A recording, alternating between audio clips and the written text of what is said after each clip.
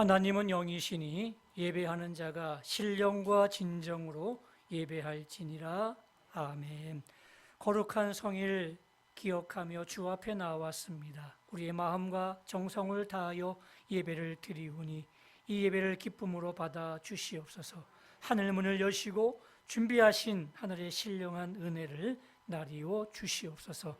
예수님의 이름으로 간절히 기원하옵나이다. 아멘.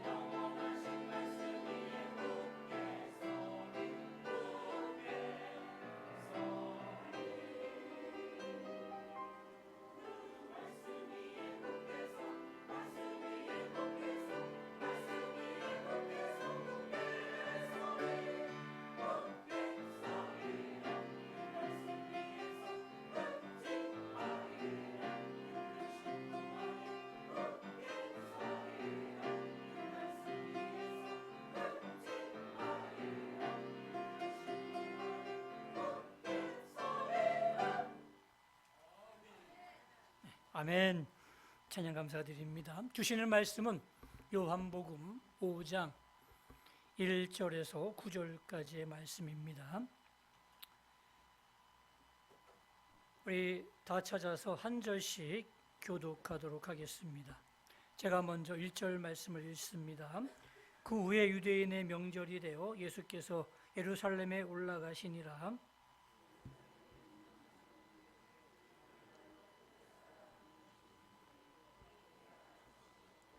그 안에 많은 병자, 맹인, 다리 저는 사람, 혈기 마른 사람들이 누워 물의 움직임을 기다리니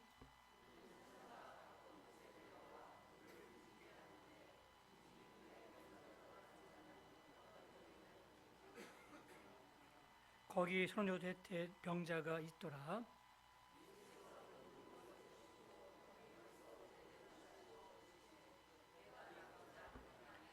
병자가 대답하되 주여 물이 움직일 때에 나를 못에 넣어주는 사람이 없어 내가 가는 동안에 다른 사람이 먼저 내려가나이다.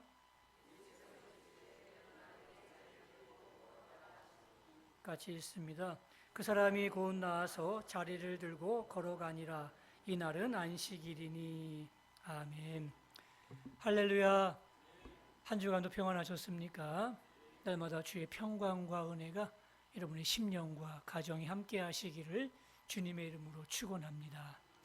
우리 사람과 함께 얼굴 보면서 이렇게 인사합니다. 당신의 얼굴을 보니 주님의 얼굴을 본 듯합니다. 네, 고맙습니다. 네, 감사합니다. 여러분의 얼굴 통해서 주님의 향기와 또 주님의 모습이 마음껏 드러내는 그런 귀한 삶이 꼭 되시기를 바랍니다. 성 안에 베데스다라는 연못이 있었는데 이 연못은 간헐천입니다. 간헐천이라는 것은 규칙적으로 물이 솟는 게 아니라 시도 때도 없이 불규칙적으로 물이 솟는 그런 연못이라는 뜻입니다. 자연이 2000년 전에 사람의 모습을 볼 때에는 굉장히 신기한 모습 아니겠습니까? 뭐 갑자기 물이 퍽퍽 쏟아나니까 굉장히 신기해서 그 모습을 통해서 전설도 생기게 되었고 또 민간신앙도 생기게 되었습니다. 어떤 전설이냐? 이 물이 동하는 것은 천사가 와서 물을 동하게 하는 것이다 라는 전설이 생기게 되었고요.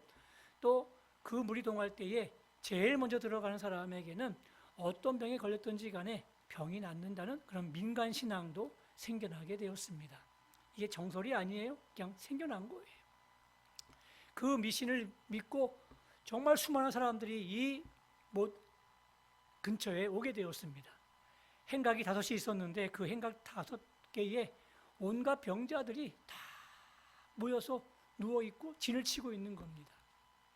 오늘 본문의 주인공인 38년 된 병자도 바로 이곳에 와 있게 된 것이죠. 이곳에 온 병자들은 그 당시에 의학으로 볼 때에는 고칠 수 없는 불치의 병을 가지고 있는 사람들일 겁니다. 약도 먹어도 안 되고 또 의사를 만나도 병을 고칠 수 없으니까 마지막 희망을 가지고 또 마지막 하나님의 자비를 바라면서 이 연못에 모여서 물이 동하기를 기다렸던 사람들이 대부분일 것입니다. 그런데 예수님께서 이런 곳에 찾아오셨습니다. 그리고 38년 된 병자와 대화를 나누는 과정 속에서 일어나 걸으라 라는 명령을 내리셨고 그 명령에 순종해서 이 병자가 일어나 걸었더니 낫게 되었다는 그런 이야기가 오늘 본문의 이야기입니다.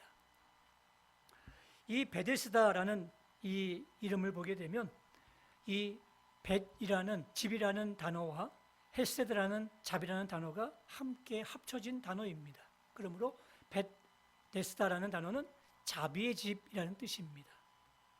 자비의 집, 자비를 바라고 수많은 사람들이 모여 있고 이 자비를 통해서 병이 낫기로 하는 사람들이 많이 모여 있는데 사실은 이 자비의 집인데 자비가 없어요. 꼭 똑같죠? 붕어빵에 붕어가 없더라고요. 분명히 자비가 넘쳐 흘러야 될 이곳에 자비가 전혀 없는 거예요. 오히려 전쟁터 같은 그런 적개심과 또 치열한 경쟁만이 있는 곳이 되고 말았습니다. 뭔가 서로 도와주고 격려해주고 배려해주는 그러한 모습이면 참 좋을 텐데 그렇지가 않았어요. 다 적이에요. 내가 가장 먼저 들어가야 되는 거예요.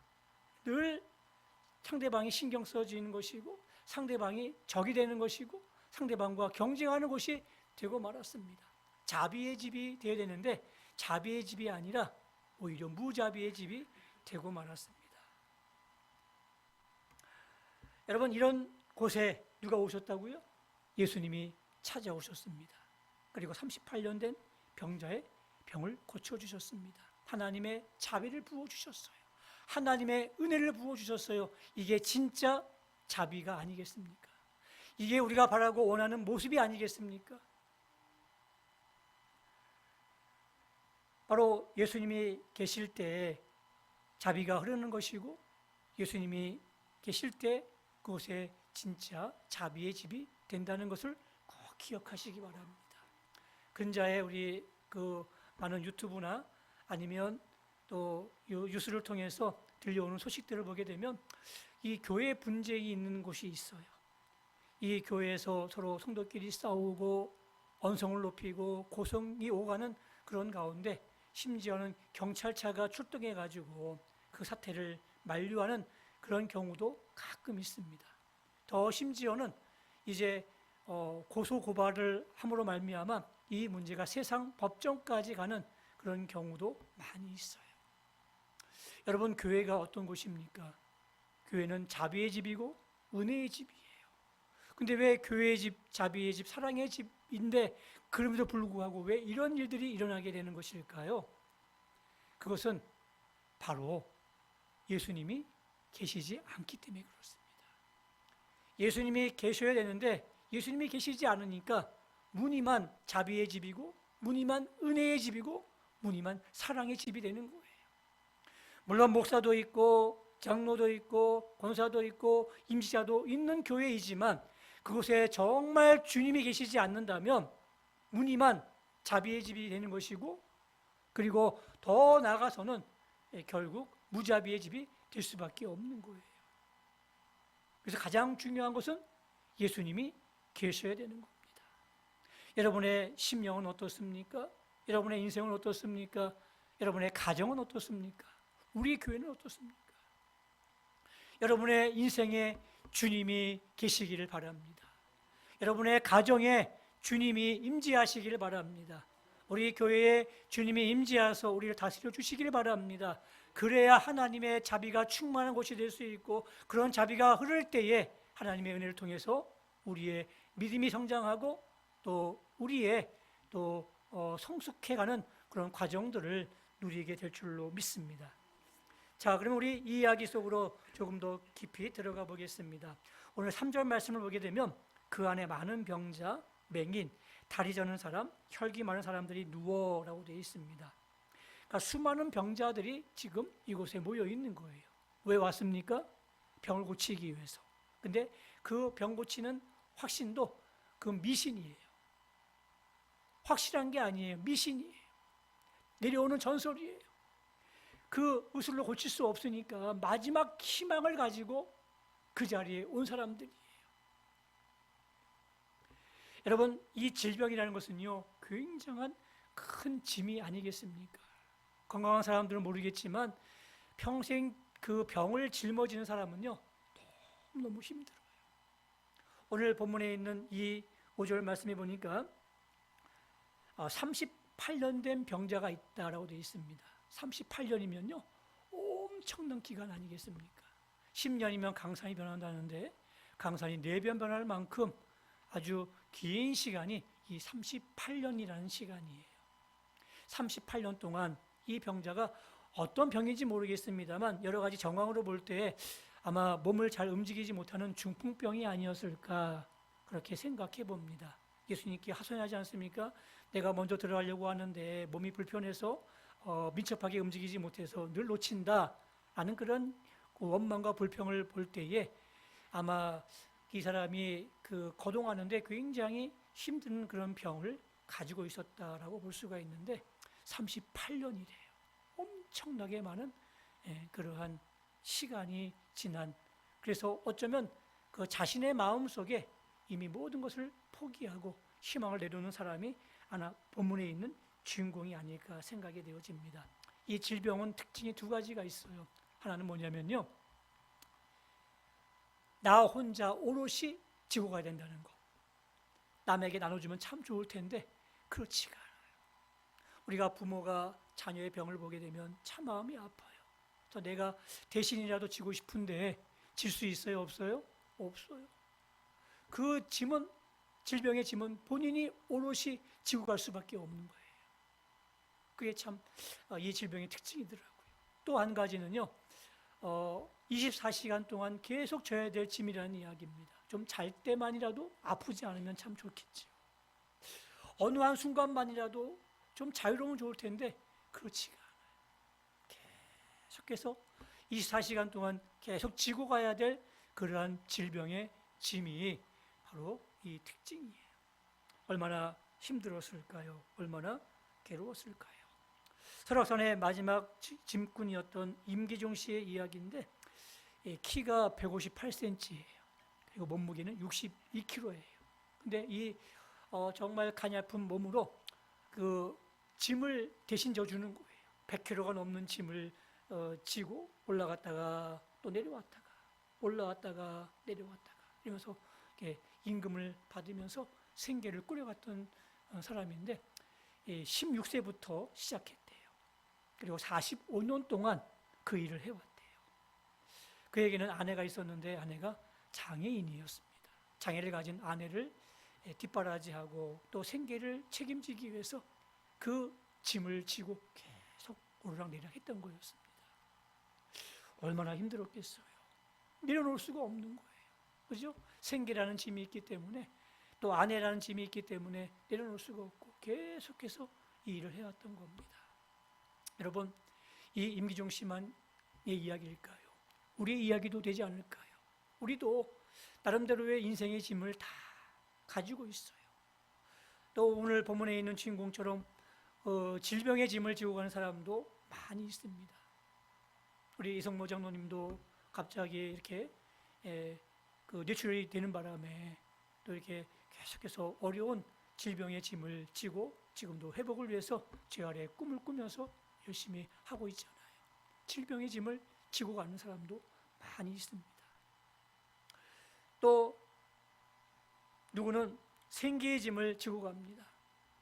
태어났더니 정말 내가 부양해야 할 사람들이 너무너무 많은 거예요. 남들은 그렇지 않은데 나는 왜 이렇게 인생의 짐을 지고 갈까 생각하면서 이 생계의 짐 때문에 너무너무 힘들어하는 사람도 많이 계시더라고요. 또 어떤 분들은 자녀 양육의 짐을 지고 가는 분도 계셔요.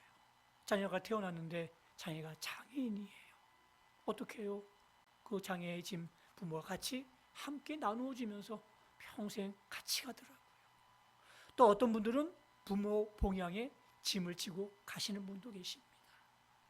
어떤 분들은 하나님의 부름받아서 사명의 짐을 가지고 또 저 먼 나라에 가서 그 선교하면서 이렇게 그 젊음을 바치는 그런 분들도 많이 계시지 않습니까? 사명의 짐을 가지고 가는 거예요. 이렇듯 누구나 나름대로의 인생의 짐을 지고 있습니다. 걱정, 근심 없는 사람 누군가? 다 인생의 짐을 지고 가는 사람들 아니겠습니까? 주님께서 그런 분들에게 이렇게 얘기하십니다. 수고하고 무거운 짐진 자들아 다 내게로 오라. 내가 너희를 쉬게 하리라. 우리 예수님 볼 때에는요, 우리 모두가 인생의 짐을 지고 가는 그런 사람들이에요. 그래서 그런 사람들에게는 주님의 자비가 필요하고 하나님의 은혜가 필요하다는 이야기죠. 그래서 내게로 오라는 이야기예요. 내게로 오라. 내가 너희를 쉬게 하리라. 쉼의 방법을 알려주시겠다. 어떻게 하는 것이 짐을 쉽게 질 수 있는 방법인지, 어떻게 하는 것이 인생의 짐을 내려놓고 정말 그렇게 살아갈 수 있는지 그 방법을 예수님께서 알려주시겠다고 말씀하고 계시는 거예요. 사랑하는 성도 여러분, 여러분들의 인생의 짐은 무엇입니까? 그 인생 짐 때문에 힘들고 어려워하지 않습니까? 오늘 우리가 모두가 분명히 주님의 자비가 필요하고 주님의 은혜가 필요한 사람인 줄로 믿습니다. 주님을 만나셔야 됩니다. 38년 된 병자가 그 자비의 집이라는 무늬만 있는 곳에서 진정한 자비의 주님을 만나서 그의 인생이 바뀌었듯이 우리의 인생도 주님을 만나서 또 오직 주님을 통해서 여러분의 삶이 바뀌어지는 그런 귀한 은혜가 있기를 주님의 이름으로 축원합니다. 이 병자를 조금 더 주목해 보겠습니다. 오늘 6절, 7절 말씀해 보면 이렇게 기록되어 있습니다. 예수께서 그 누운 곳을 보시고 병이 벌써 오래인 줄 아시고 이르시되 내가 낫고자 하느냐? 병자가 대답하되 주여 물이 움직일 때에 나를 못에 넣어줄 사람이 없어 내가 가는 동안에 다른 사람이 먼저 내려가나이다 라고 얘기하고 있습니다. 이 동문서답 같은 이야기예요. 내가 낫고자 하느냐? 라고 물으면 어떻게 대답해야 돼요? 네, 낫고 싶습니다 라든지 아니면 뭐 괜찮습니다 라든지 그렇게 대답을 해야 되는데 다른 이야기를 하고 있어요. 어떤 이야기입니까? 내가 물에 들어가려고 하는데 내가 좀 굼뛰어서 나를 도와줄 사람이 없어서 내가 늘 놓칩니다 라고 얘기하고 있는 거예요. 여기에는요 원망과 불평이 가득 차 있는 그러한 원망의 소리였습니다. 이 사람은 소망이 뭐냐면 병을 고치기 위해서 왔는데 이제 이 병을 고치기 위한 소망이 없어지고 이 연못에 들어가는 것이 이 사람의 희망이 되었어요. 그런데 자기는 못 들어가는 거예요. 그러다 보니까 자꾸만 마음속에 그 원망이 생기는 거예요. 내가 왜 인생이 이렇게 되었나? 내가 왜 이렇게 비참한 꼴이 되었나? 나를 도와줄 사람이 이렇게 한 사람도 없었나. 내 인생이 뭔가 하면서 계속해서 자신의 마음에 그 짐을 묶는 그러한 일들이 벌어지고 있었다는 이야기죠. 다시 말하면 희망 고문을 지금 38년 동안 지금 당하고 있는 겁니다. 그러다 보니까 이 사람에게 엉뚱한 일이 벌어지고 있어요. 이 사람의 진정한 소원은 병 낫는 것인데 이 사람의 소원은 이제 물이 솟구칠 때 들어가는 것이 소원이 되고 말았습니다. 그러면서 이제 비난하게 되고 원망하게 되고 불평하게 되고 그러다 보니까 감사가 없고 기쁨이 없습니다. 마음에 이 걱정, 근심과 원망과 불평으로 가득 차 있어요. 주님은 그것을 알고 계셨어요. 그래서 내가 낫고자 하느냐라고 먼저 물으신 거예요. 마음에 이 짐, 마음을 꽁꽁 묶고 있는 이 그 족쇄를 예수님께서 풀어주신 거예요. 주님은 우리의 마음에 있는 그런 여러 가지 문제들을 풀어주시는 분이십니다. 그래서 찾아오 말씀하시죠. 평안하라, 평안하라. 그러면 평안해지는 거예요. 마음에 묶여있는 여러 가지 많은 그런 짐들 우리 주님께서 풀어주실 줄로 믿습니다. 그분은 능력이 있으신 분이에요. 우리의 육체의 치료뿐만 아니라 우리 마음에 있는 병도 얼마든지 만져주시고 또 치유해 주시고 또 건강케 해주시는 그런 능력의 주님이신 줄로 믿으시기를 바랍니다. 주님은 이 사람을 주목하셨고 찾아와서 자비를 베풀어 주셨습니다. 단순히 감정적인 공감이 아니에요. 아, 너 힘들겠구나 라고 그 위로의 말만 전해주는 사람이 아니라 치료해 줬어요. 그리고 새로운 삶을 살게 주셨어요.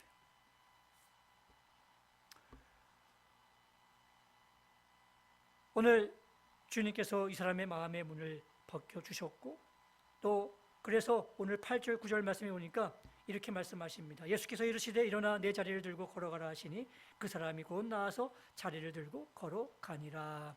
아멘. 해피엔딩이죠. 너무너무 감사한 일이죠. 정말 자비를 바라고 그곳에 왔어요. 근데 그 자비의 베데스다 연못은 자비가 없었어요. 근데 그 험악한 곳에 주님이 오셨어요. 그리고 진짜 자비를 베풀어 주셨어요. 이 사람은 진짜 자비를 체험하게 되었어요. 이 병자가 무엇을 느꼈을까요? 나를 고치는 것은 이 신기한 물이 아니라 바로 예수님이시구나. 예수가 나를 고쳤구나 라고 그는 참 믿음을 갖게 되었다는 것이죠.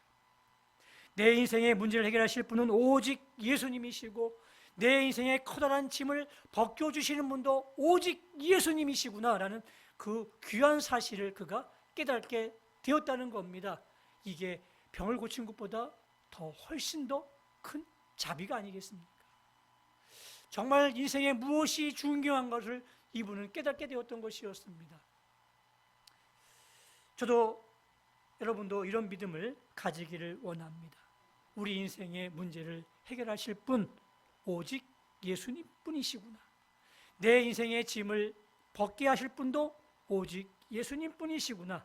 그 믿음으로 우리가 주 앞에 설 수 있기를 바랍니다. 굉장히 중요한 믿음인데 이 사실을 놓치는 경우들이 얼마나 많이 있는 줄 몰라요.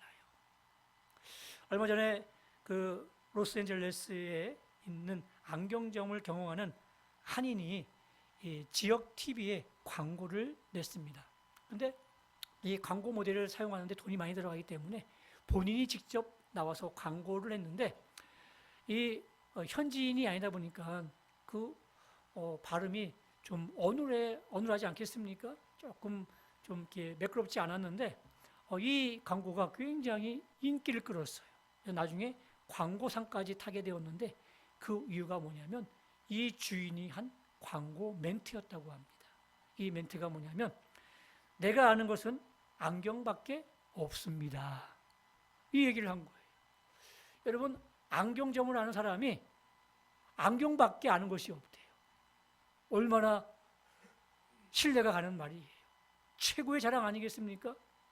안경 장사가 아는 것은 안경밖에 없다. 이 광고를 듣고 많은 사람들이 신뢰가 갔대요. 그래, 저 안경점에 한번 가보자. 믿을만하다. 그런 신뢰감을 줘가지고요, 잘 됐다는 이야기예요. 여러분, 오늘 본문에 있는 이 38년 된 병자가 병이 나았습니다. 그리고 새로운 삶을 살게 되었습니다. 그러면서 다른 사람들에게 했던 말이 무엇일까요? 저는 이렇게 얘기하며 살지 않았을까 생각해 보는데, 여러분, 저는요 신학도 안 배웠습니다. 여러분, 저는요 기도도 잘 못합니다. 여러분, 저는요 말씀도 잘 모릅니다. 그런데 한 가지 아는 것이 있습니다. 예수, 그분이 내 병을 고쳐주셨습니다. 나에게는 예수님 한 분밖에 없습니다. 이렇게 얘기하지 않았을까요? 이게 최고의 믿음의 고백이 아니겠습니까? 나는 건 다 모르지만 나에게는 오직 예수님 한 분만, 그분이 나에게 최고입니다. 오직 예수님이십니다 라고 그렇게 고백할 수 있다면 그것은 분명히 인생의 최고의 고백이 될 줄로 믿습니다. 이제 말씀의 결론을 맺겠습니다. 여러분들, 인생을 어떻게 살아오셨습니까? 그리고 어떻게 믿음 생활을 해오셨습니까? 그리고 여러분들의 마음의 중심에 지금 누가 계십니까? 우리는 분명히 주님의 자비가 필요한 사람들이고 또 주님의 은혜가 필요한 사람들인데, 그래서 이 자리에 앉아 있는데, 혹시 베데스다 연못처럼 모양만 자비고 무늬만 자비고 말만 자비인 그런 곳에 있어서 헛된 것에 마음을 빼앗기고 있지는 않습니까? 이것이 하나님의 자비가 임할 것이고, 이것을 통해서 하나님의 자비를 내가 느낄 거라고 생각했던 그곳에 예수님이 계시지 않는다면 거기는 자비가 아니라 바로 무자비의 집이 되고 마는 거예요. 정말 여러분의 인생에 중요한 것은요, 바로 예수, 그분을 만나셔야 되고 그분과 함께 동행하셔야 됩니다. 그곳이 어떠한 곳이든 간에 주님이 함께 계신다면 그것은 분명히 자비가 흐르게 될 것이고 자비의 열매가 나타나게 될 줄로 믿습니다. 이제 여러분의 마음의 중심에 여러분이 앉아 계시지 마시고 내려오십시오. 그리고 그곳에 주님이 여러분들의 왕자 마음의 중심에 앉아 계시기를 허용하시기 바랍니다. 그래서 주님이 여러분의 인생을 통치하시고 여러분의 인생을 이끌어 가시고, 그래서 그곳에 주님의 자비가 흘러넘치는 귀한 삶을 살아가시기를 주님의 이름으로 축원합니다. 이제는 우리 주 예수 그리스도의 은혜와 하나님 아버지의 극진하신 사랑하심과 성령님의 감동, 감화, 위로, 교통하심이 내 마음의 중심에 주님이 임재하시길 원하며 오직 예수뿐입니다. 오직 예수님 한 분만으로 만족합니다라고 고백하는 주의 백성들 머리 위에 이제부터 영원토록 함께 있을지어다. 아멘.